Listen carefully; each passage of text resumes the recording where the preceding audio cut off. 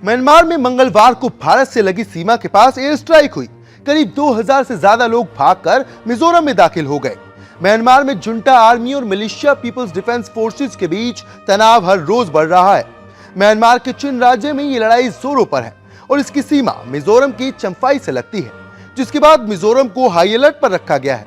नमस्कार, मैं हूं आपके साथ Gohit Kaushik. India TV explainer में जानेंगे क्यों है म्यांमार में ऐसे हालात, क्या है पीपल्स डिफेंस फोर्स और जुंटा, पिछले 2 सालों से क्यों छिड़ा है यहाँ गृह युद्ध, मॉनसून कहर बरपा रहा है। जानते हैं इन तमाम सवालों का जवाब। शैक्षणिक संस्थानों में आरक्षण का मुद्दा सवाल बड़ा।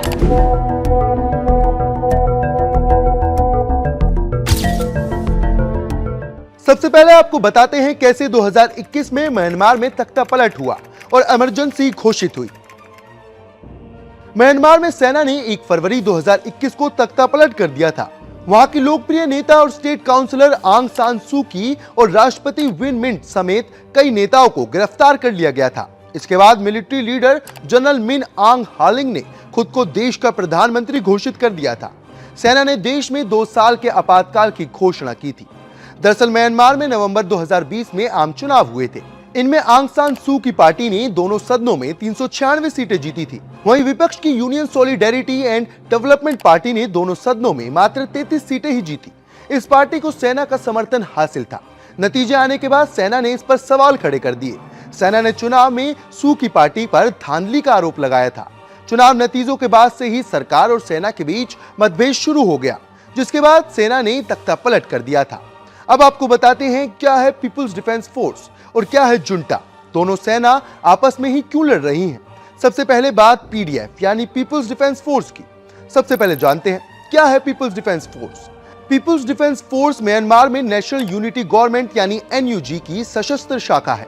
म्यांमार में 1 फरवरी 2021 को हुए सैन्य तख्तापलट के जवाब में वहां के लोकतंत्र समर्थक, कार्यकर्ताओं और युवाओं की राजनीतिक शाखा नेशनल यूनिटी गवर्नमेंट ने 5 मई 2021 को पीडीएफ का गठन किया। पीडीएफ ने म्यांमार में सैन्य शासन के विरुद्ध जंग छेड़ रखी है। लोकतंत्र समर्थक विद्रोहियों को कुचलने के लिए म्यांमार की सेना उनके ठिकानों पर लगातार हमला कर रही है। म्यांमार में एक दूसरा विद्रोही समूह है कैंप विक्टोरिया। ये भी एक सशस्त्र समूह है जो चिन नेशनल आर्मी के मुख्यालय के रूप में भी कार्य करता है। Camp Victoria people's defence force के बैनर तले म्यांमार में लोकतंत्र बहाली के लिए अन्य विद्रोही समूहों के साथ वहां की सेना के खिलाफ जंग लड़ रहा है। इन विद्रोही समूहों का प्रशिक्षण शिविर और प्रमुख ठिकाने चिन राज्य में स्थित है, जिसकी सीमा मिजोरम से लगती है। अब आते हैं जुंटा पर। जुंटा एक स्पेनिश शब्द है जिसका मतलब होता है सैन्य शासन, तानाशाही या निरंकुशता। म्यांमार में भी जुंटा शब्द का इस्तेमाल इसके वास्तविक रूप में ही होता है और वहीं की वर्तमान सरकार को जुंटा शासन कहते हैं। म्यांमार में फरवरी 2021 में हुए सैन्य तख्तापलट के बाद से ही वहां गृह युद्ध का माहौल है। लोकतंत्र समर्थकों और सेना के बीच चल रहे युद्ध के कारण पिछले 2 वर्ष भारी उथल-पुथल भरे रहे हैं। म्यांमार के विशेष सलाहकार परिषद के मुताबिक देश के केवल 17% आबादी पर जुंटा की मजबूत पकड़ है। वहीं पीपल्स डिफेंस फोर्सेस के पास 50% आबादी का समर्थन है, जबकि शेष आबादी अब भी दुविधा में है कि वो लोकतंत्र के समर्थन में खड़ी हो या सैन्य शासन के साथ। भारत के लिए म्यांमार से होने वाला पलायन चिंता का विषय है। भारतीय राज्य मिजोरम के 6 जिले चंफाई, सीहा, लंगटलाई, सेरशिप, हनाथियाल और सेंतूल म्यांमार के चिन राज्य के साथ 510 किलोमीटर लंबी सीमा साझा करते हैं।